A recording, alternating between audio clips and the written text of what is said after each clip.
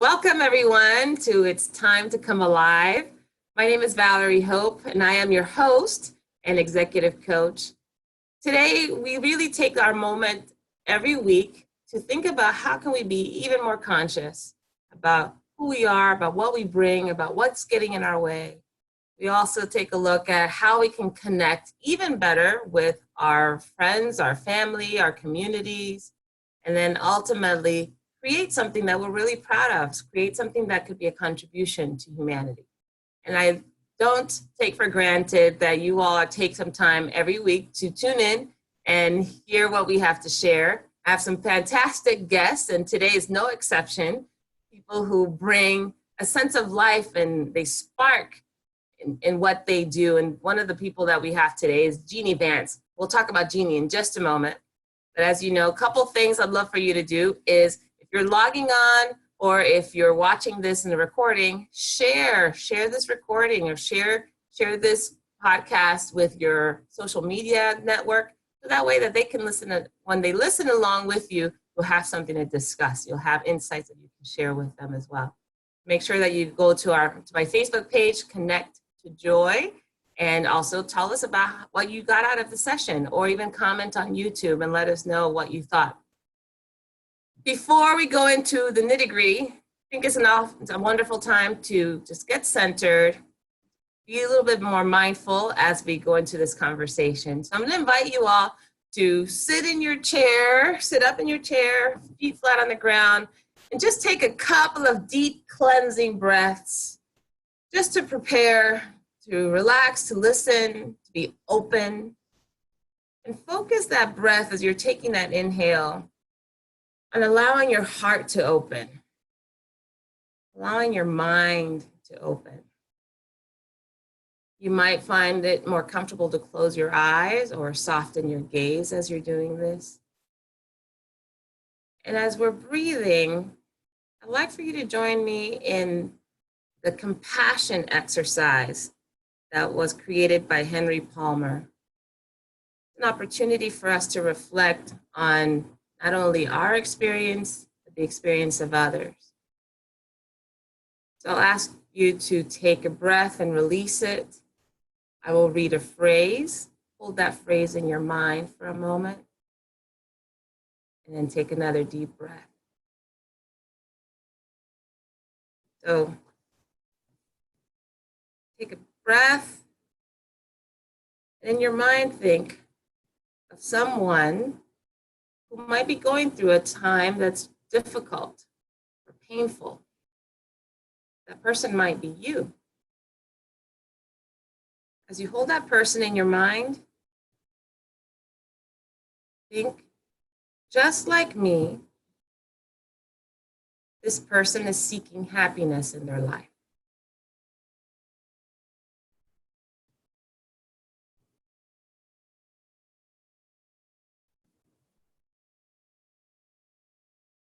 Just like me, this person is trying to avoid suffering in their life.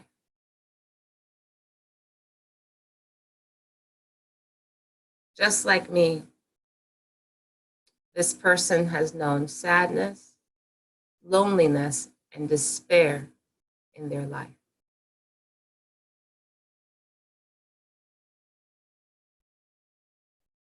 Just like me,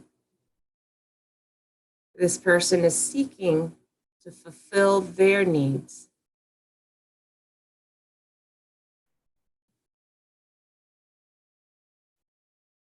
Just like me, this person is learning about life.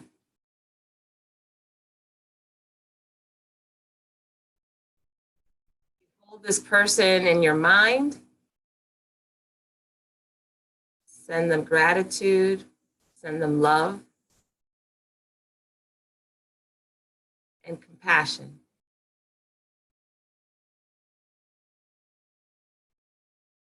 And then take another deep breath. And when you're ready, you may rejoin us and refocus on this conversation. I think one of the things that really inspired me to invite our guest today is, first of all, I met her. It's been a year now. Oh my gosh, I can't believe it's already been a year. So much time has passed and so many activities. I have Jeanie Vance here. Jeanie's a divorce coach. When I first met Jeanie, we met at Jack Canfield, who was a motivational and inspirational speaker. He had a conference here in Dallas, Texas, about a year ago. And it so happened my sister-in-law and I sat next to Jeanie and her friend.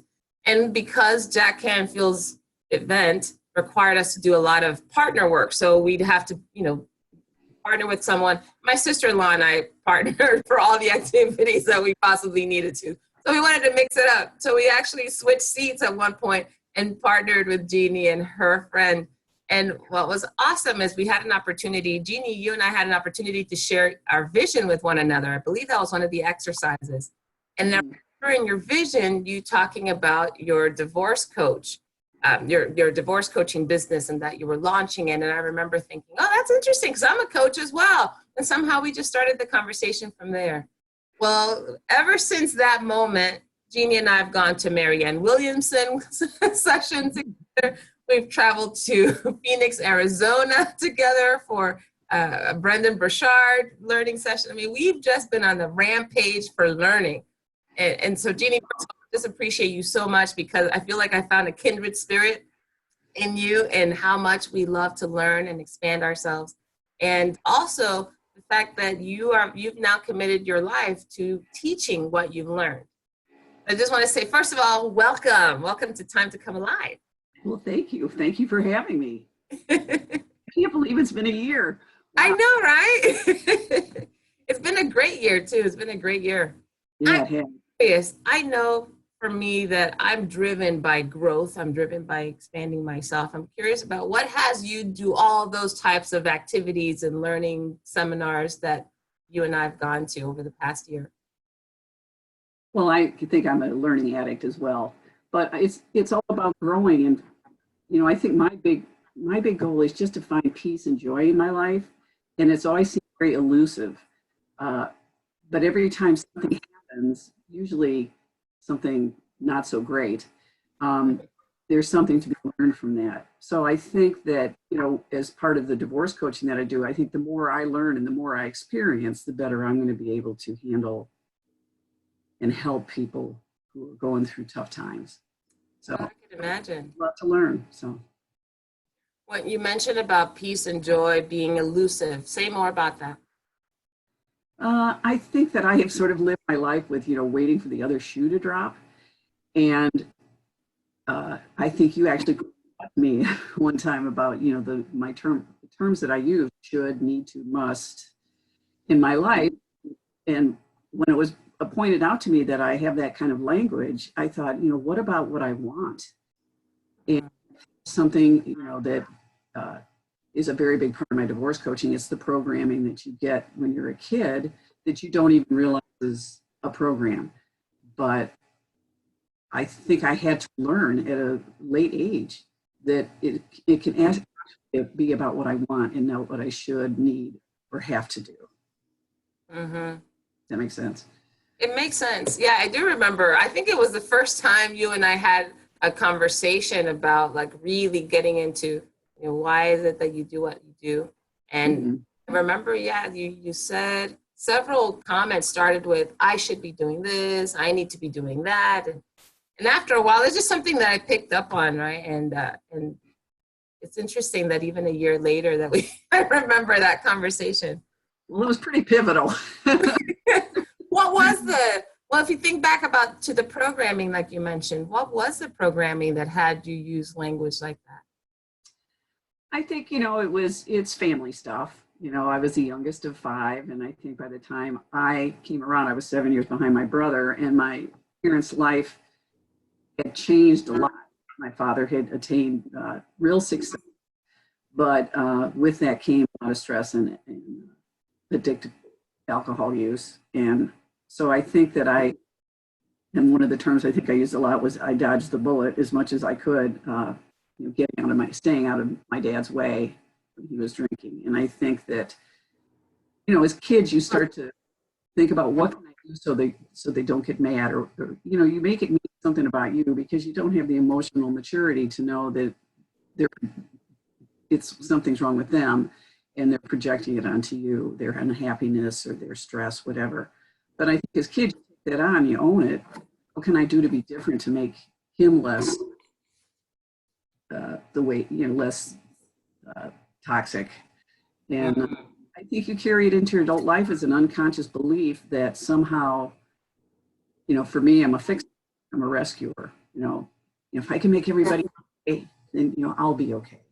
And I think I took a lot of time for me to unwrap that message.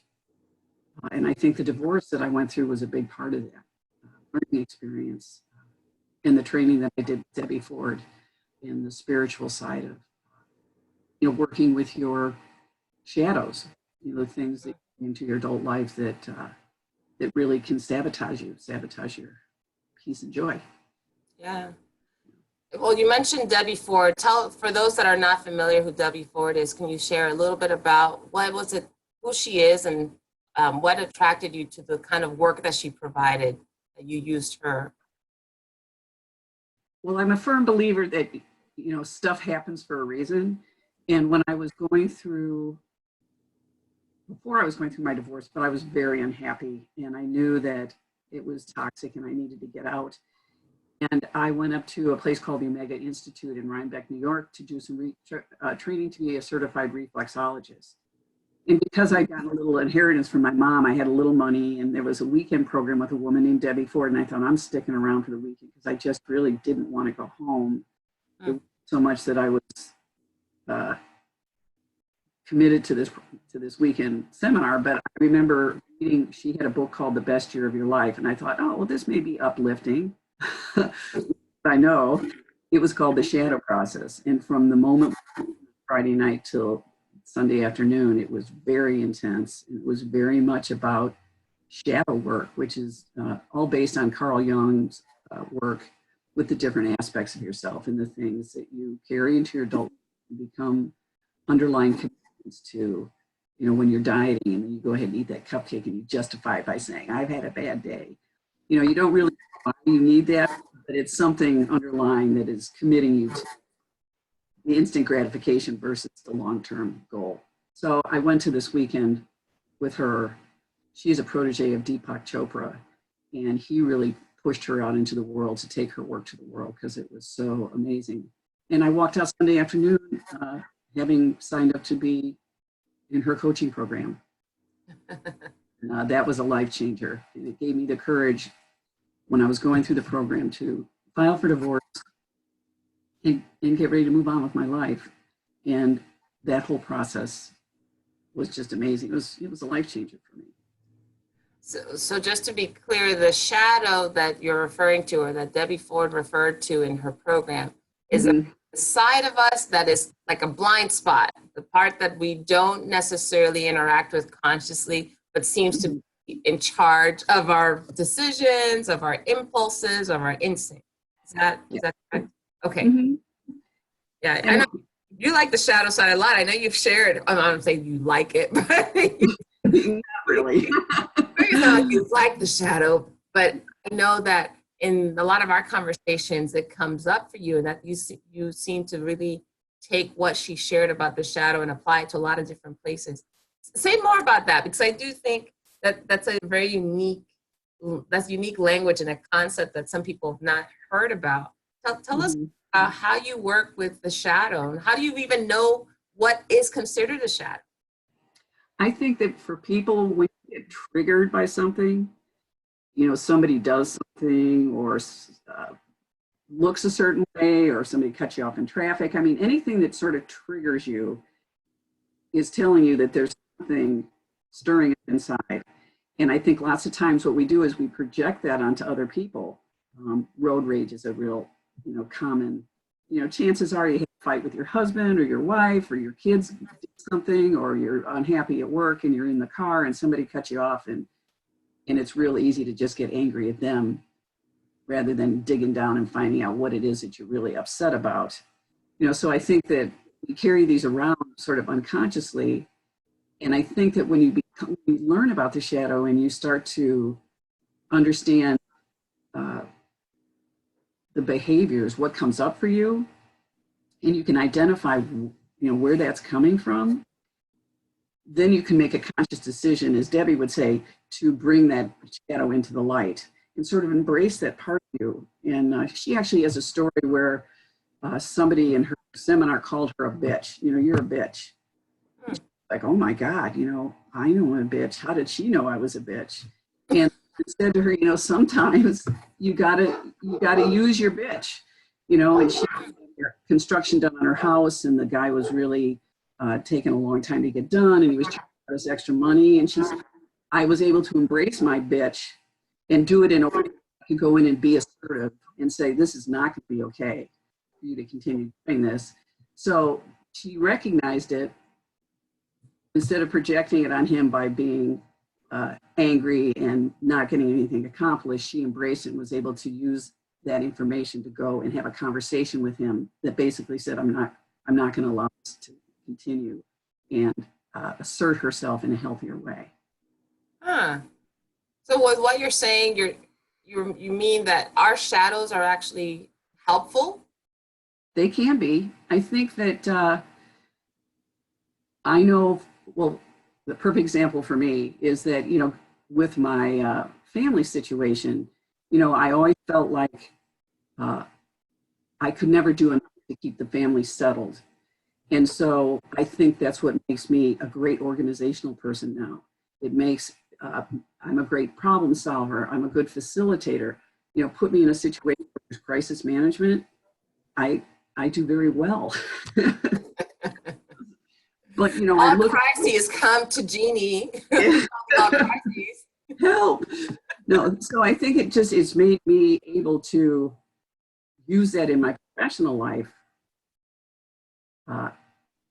Now that I've worked through it and I see where it comes from and I see that it's not about me, I can take that and say, okay, so what are the tools? What have I learned? Basically, what's the gift in having to learn how to maintain peace and quiet, or maintain calm when people are upset and acting out. And so that's been great for me, because I tend to be sort of the calm waters in the storm, especially in professional situations. So you can embrace your shadow, or you can at least know that when you're driving in the car and somebody cuts you off, and instead of, flipping the bird or yelling at them, or you can say, this isn't about him or her. This is about the fact that I didn't get this done or something else happened. So you learn to recognize the triggers, and then you can kind of figure out where they're coming from. And it's just gives you a healthier response. What's the most recent shadow you've discovered in yourself? Well, I have another business. I'm a QuickBooks Pro advisor, and I work with small firms to do their accounting. And I have one client who has issues with alcohol. And I think the old me would have gone in there and tried to fix it and tried to fix him to, make it all better. And, that's very codependent behavior. Now what I've been able to do is I've been able to step back and see what his behavior is, see what really needs to be done, and not engage in that dance with him by setting some really clear boundaries, and also deciding whether it's a relationship that I want to continue. Is it healthy for me to be in a relationship with somebody who has got those tendencies? So, but I can look at it from a very rational, sort of down to earth perspective, and not be like, oh, I gotta fix this, which has typically been my MO for probably the first 40 years of my life, maybe 50. Thank you for sharing that. I'm curious, you've alluded already to, you mentioned your family of origin, right? That your father's alcoholism kind of had you or programmed you, right, to use certain coping mechanisms. Mm-hmm.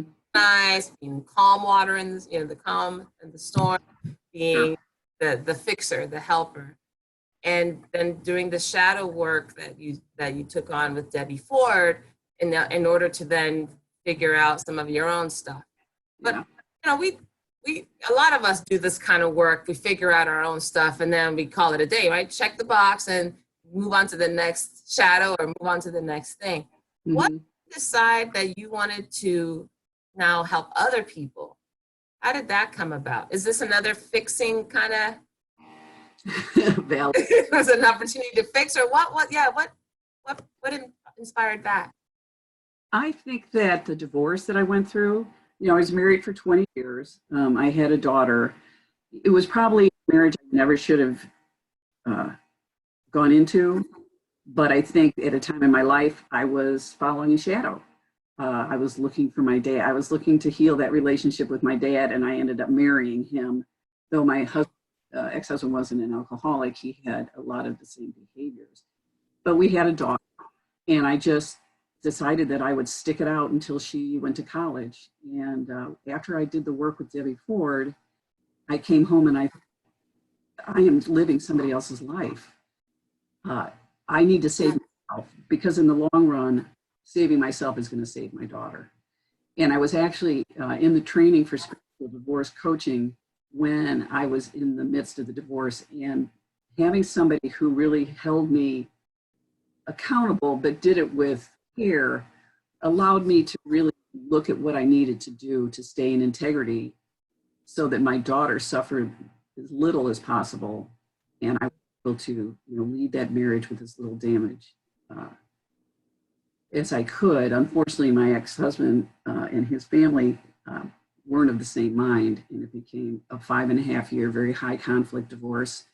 I lost everything, plus left with a huge credit card bill that my husband had run up on my account, and I lost my daughter for over 8 years.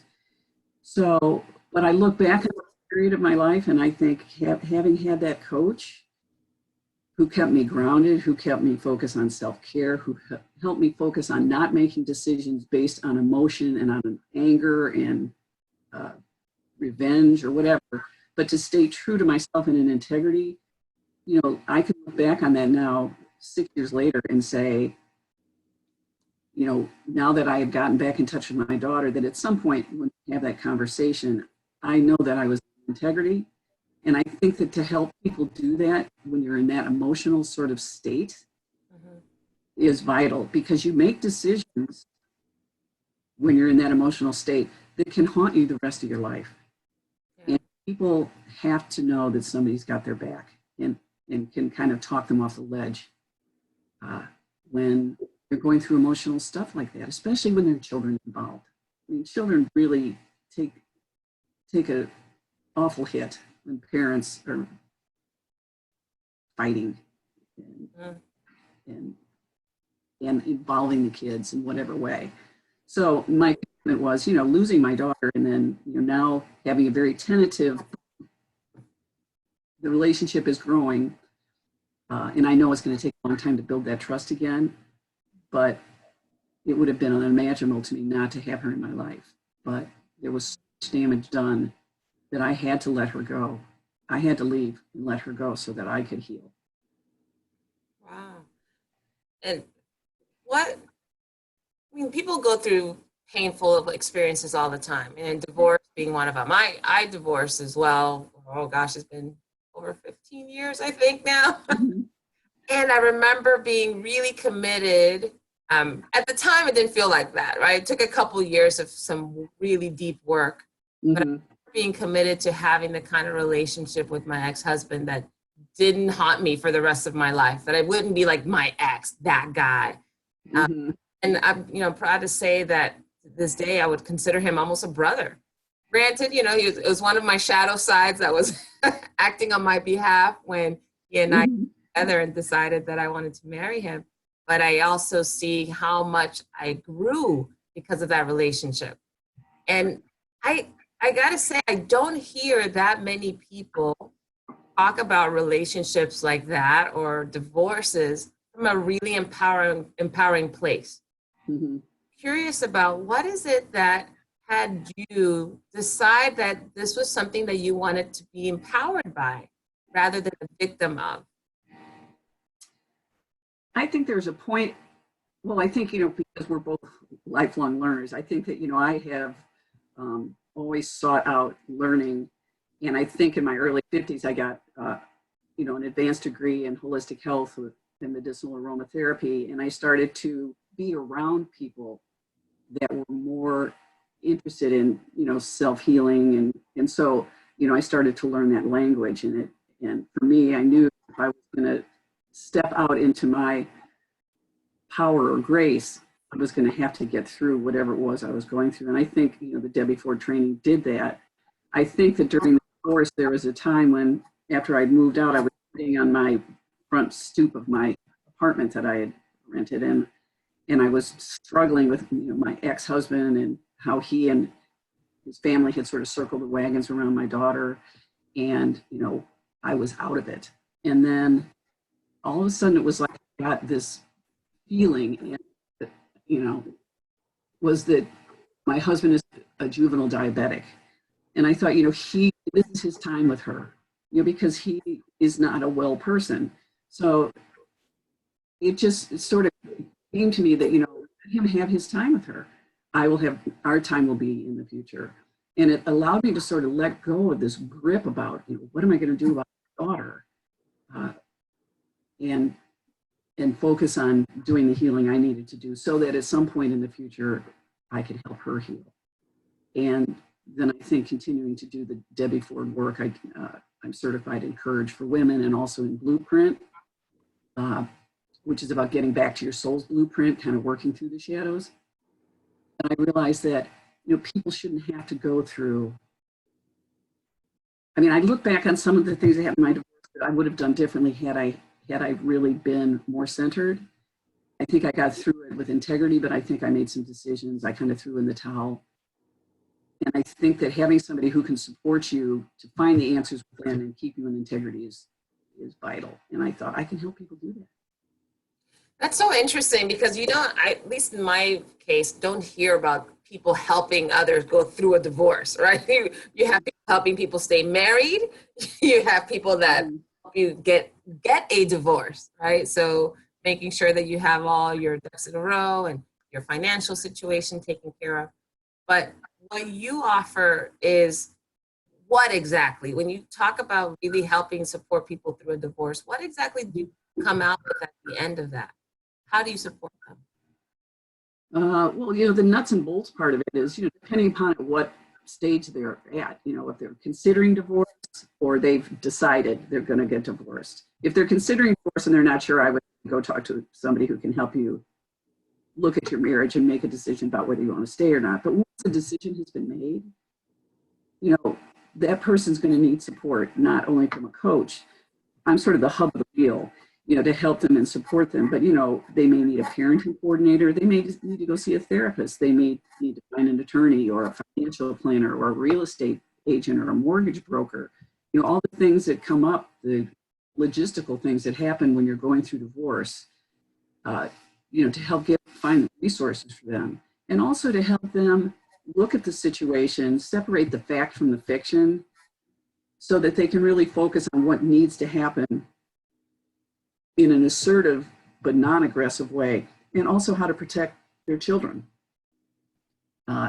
So it really is a coach in the, like an athletic coach. It's getting them in shape. It's getting them to continue to practice that kind of integrity and that kind of mindset, self-care, things like that, so that they can get through it. And though there's probably going to be some damage, there's going to be less damage, and they're going to walk out with a brighter future. My tagline is "Rise like a phoenix," because I think that out of the ashes, if you look at your shadows and you make peace with the situation and embrace what you need to embrace, you're gonna come out stronger, no doubt about it. That's fascinating.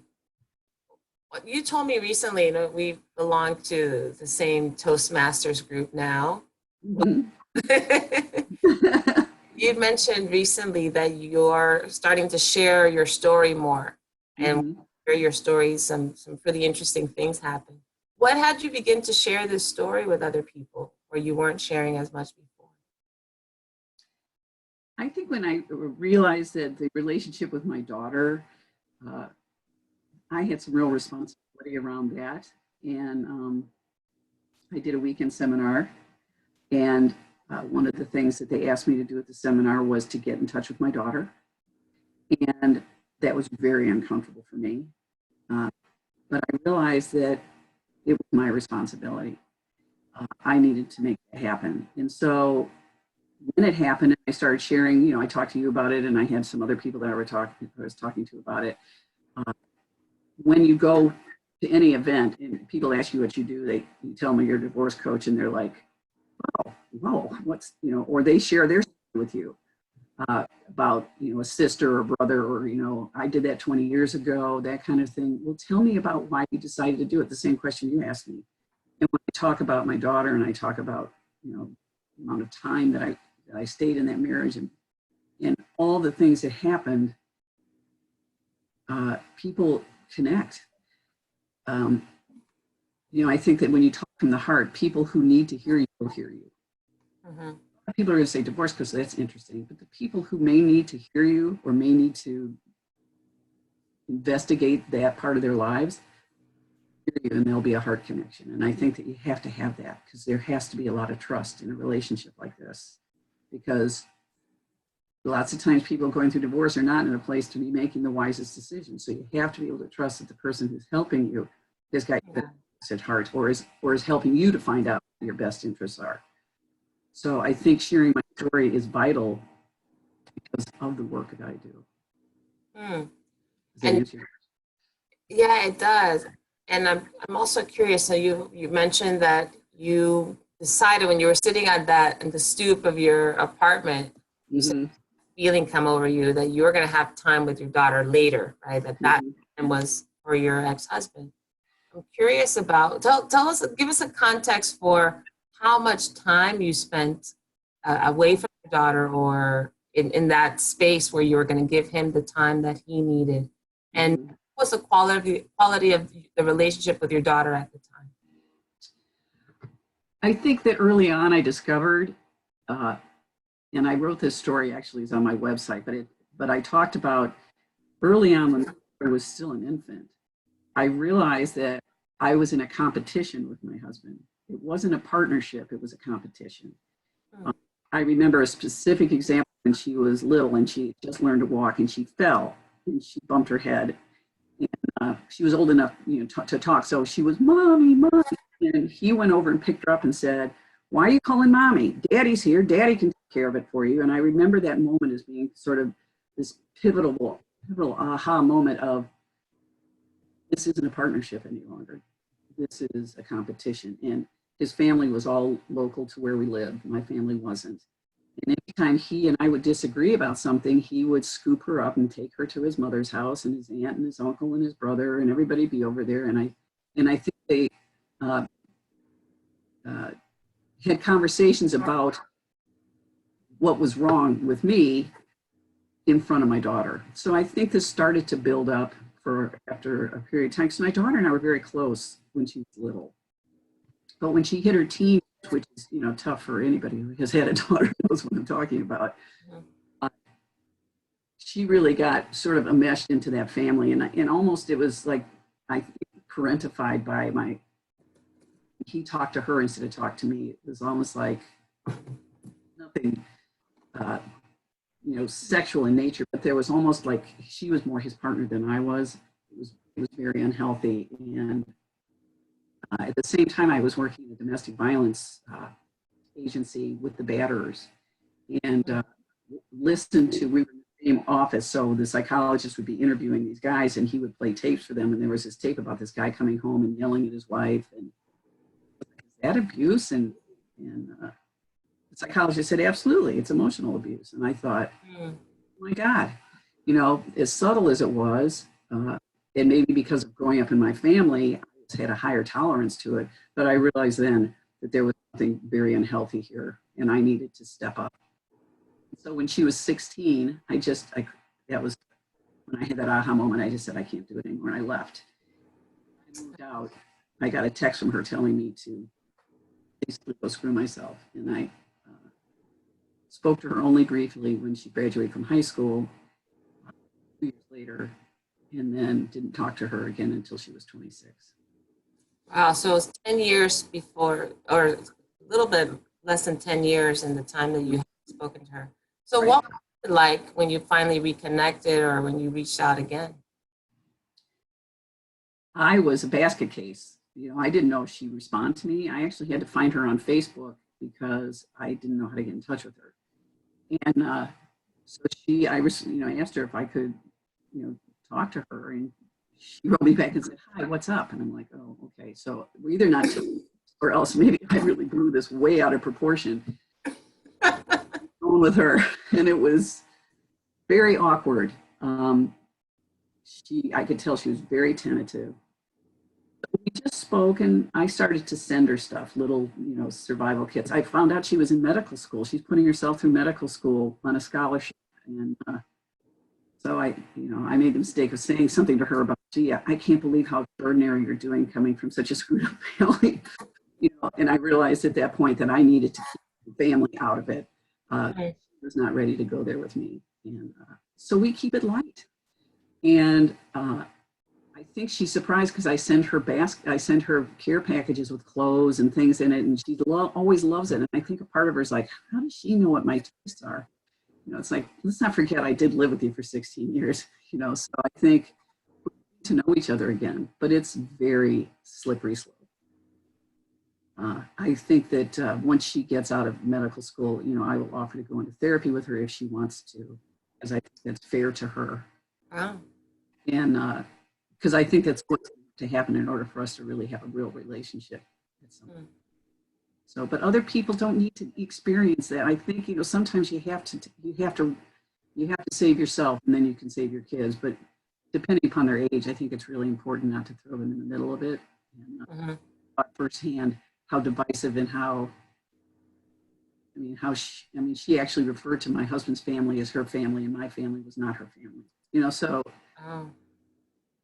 So I don't want people to have to go through that. I don't want kids to have to go through that. And so I'm curious about what's next for you in your own development. You obviously continue to seek ways to expand yourself and go deeper. What shadow are you exploring now, or what outcome are you creating for yourself and your family? Oh, I think the big one, the one that's always sitting on my shoulder is, am I good enough? Am I worthy?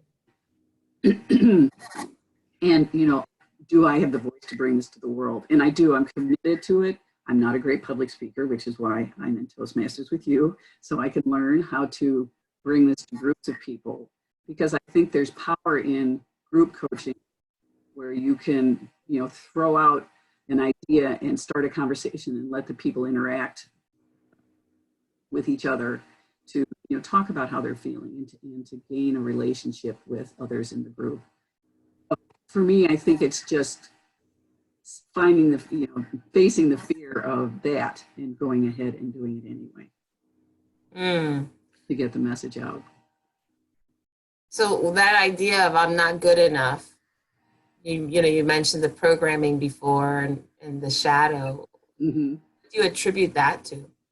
Because you apparently, you used a lot of your shadow to overcome family history. So I'm curious, where did you discover that message, I'm not good enough, kind of slid in there?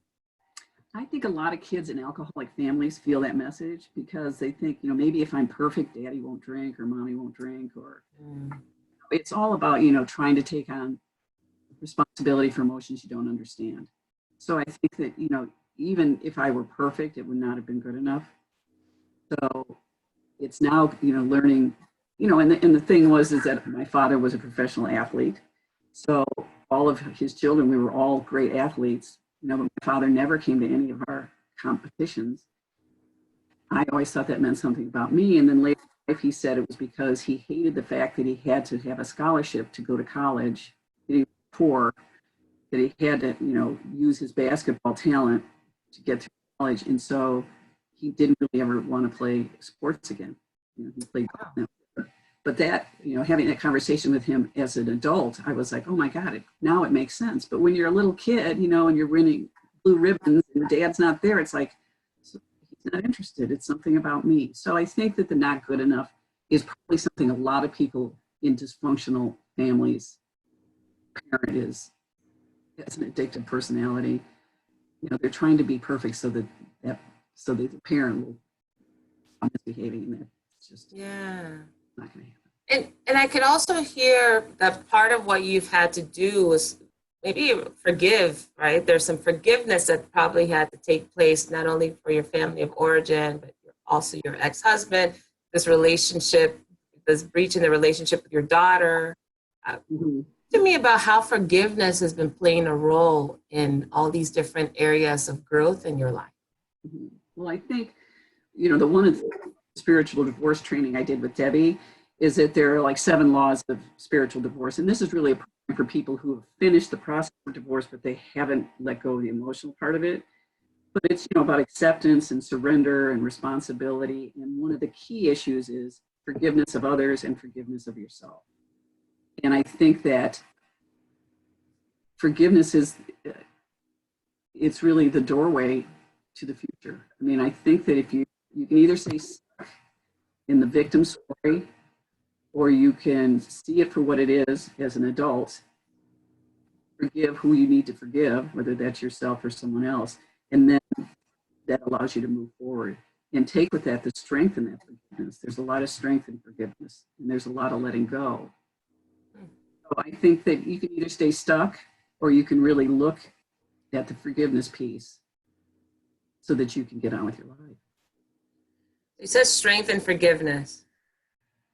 Intellectually, I could see how some of us would go, yeah, of course. I forgive other people. I forgive you for your sins and for your transgressions. Yeah. Talk a bit about what it means for you to have strength, or give an example of how you found strength in forgiving others. I think it was probably more the letting go that allowed me to use the energy that I was using as that victim to put that energy someplace else. So then I'll be stronger someplace. The focus comes off, the chains come off, so you can take that power and that energy and put that strength someplace future focused. Whether it's forgiving yourself and saying, okay, let's get on with it. I get it. I'm a human being. People make mistakes. And so now I'm not going to let that, filter, swim around in my head anymore. Move on to something that's going to give you, more strength in other areas. So the strength of forgiveness is really, maybe it's giving up what you need to give up so that you have the strength to do other things. That's interesting. I remember going to a workshop too, where they talked about forgiveness, and it so happened they had a few people who were from the same family of origin, and they all had a different take on what happened, or what was the straw that broke the camel's back. And I remember one of the siblings said, "Oh no, I forgive my father for that." And the facilitator said, "What you're forgiving someone for is story you made up about them, and take 100% responsibility for the fact that you made up a story that you now have to forgive somebody for. You haven't truly forgiven."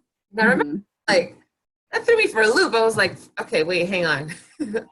So this is taking 100% responsibility. And I remember all of a sudden I had this insight, and I called my dad, because I had this story that my dad was not an engaged father. He wasn't present, because when we were young, he was in the military and was gone for sometimes long periods of time. He was stationed in different countries, et cetera, going to training school, et cetera. And I remember when he came home, he would spend oftentimes just sitting in the living room watching TV. And he'd watch like sports like golf or football, which were really long, which meant that we would pick up the whole TV watching time, right? And I also remember having the story that he was so strict that I couldn't be in the same room. So I would find myself outside the house doing something else with friends or whatever, or in my room the whole day. Because if I walked through the living room, Dad would make me go do some chore or something, and I didn't want to interact with him that way. But at the same time, and I'm talking, this insight was maybe a couple years ago, 3 years ago. So Santa been in place for a long time, that programming and that story. And I remember thinking, wow, I don't even know what it was like for him when he came. I know what I said to myself and why I had my little strategy of trying to avoid being in the same room. So after I heard this 100% responsibility thing, I called my dad, and he and I've had great conversations over the years. So I thought that all of it had been kind of resolved, right? Outgrew it. Mhm. And I asked him, I'm like, Dad, what was it like for you coming home and being, with us after being gone for so long? And he paused and he said, I just remember feeling like I needed to be in the house. My dad wasn't home a lot when I was growing up. So I felt like whenever I could, I just needed to be present in the house. Yeah. I was like, oh, there was no like, I'm there to scold you or make you responsible, or there was none of that. His Mhm. was like he was being the best parent he knew to be. And Mhm. what was interesting is I remember at that moment just realizing, oh, I made it really hard for you to be the kind of dad you wanted to be. Mhm. I wasn't around. I was disengaged.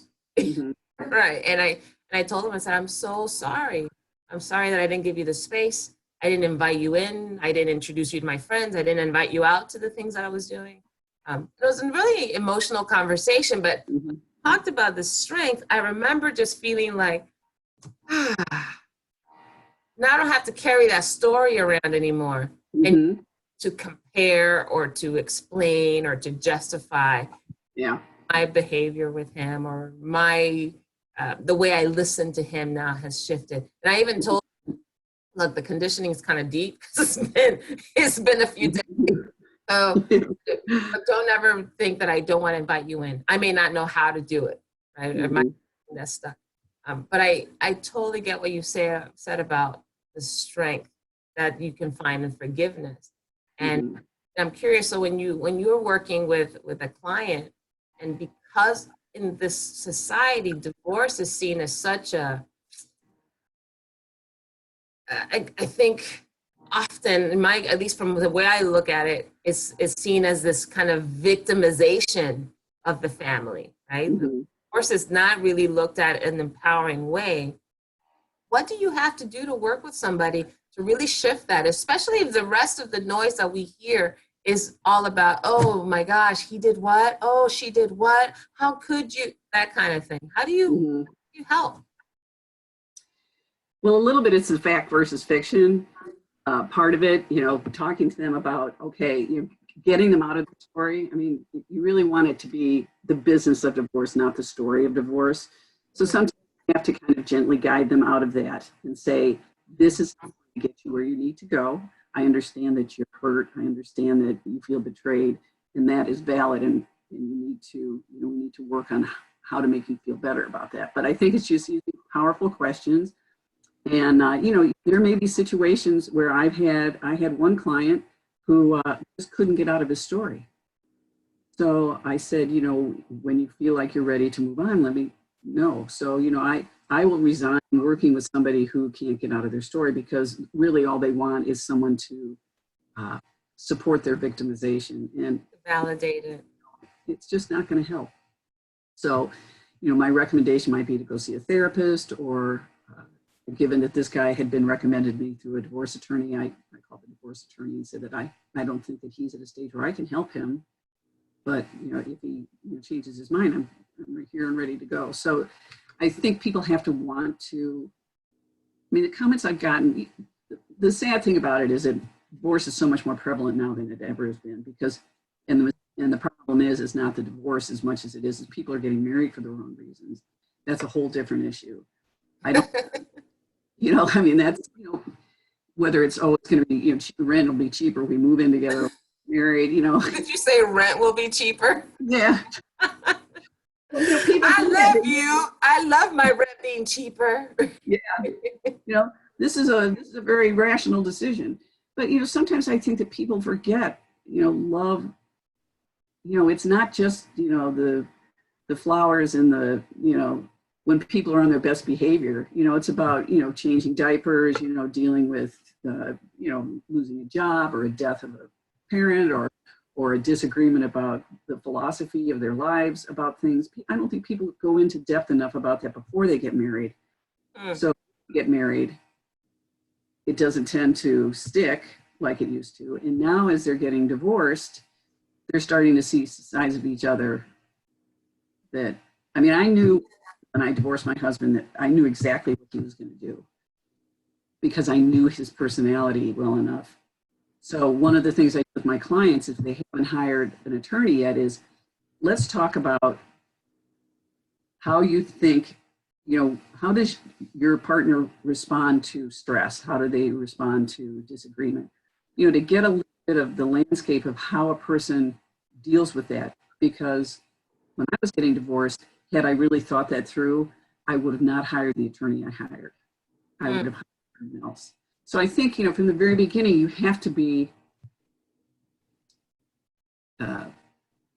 judicious about, the choices you made, right down to the attorney, because an attorney who gets, and the other thing is too, is there's so much borderline personality disorder out there now that's becoming more diagnosed, that when you deal with somebody like that, who's got borderline personality disorder, you're dealing with somebody who is going to make this a big deal no matter what you do. So find an attorney who is very assertive and who can, state your case from a legal standpoint and not get into the he said, she said part of the divorce that can be so costly. Yeah. That I think between my husband and I, our divorce ran almost $500,000. $500,000? Yeah. Wow. And that's not money that, that was property. That was both of our houses. I mean, it was everything. So if I can help people just, it's devastating. You're walking out of an emotional devastation and now you're physically devastated and financially devastated, and life's too short, and the world is too divisive a place right now. People need support, we talked about this a lot. So it's like, managing a boat, holding the rudder of a boat during a bad storm. You just got to, ride steady and out. And it helps to have a good co-captain. It really does. One last question. One thing that I realized when I know I've healed something, right? In this case, let's talking about divorce. So I knew that I was healed from my divorce when I could find some gratitude for my ex-husband or gratitude for the situation, right? And I could list some things. I'm like, oh my gosh, I'm so grateful I learned this or I did that. What are you grateful for in what you've lived so far, whether that was your divorce or with your family of origin? What are you most grateful for now? I think that doing the shadow work with Debbie Ford was the pivotal change in my life, because it allowed me to get out of pretty serious victim mode. I don't think that people would look at me as a victim, because I'm tall and I'm athletic and I can be a tough cookie. But I think that when I was able to identify those underlying commitments that I was making, because they were like nowhere in my conscience, they were, they were buried deep. So I think that work was pivotal because it has changed the way I look at everything.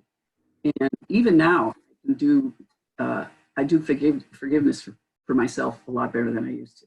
Like when I go eat that cupcake, really trying to stay off the sugar. But you know what? Today I need a cupcake. It's okay. Today I can do that.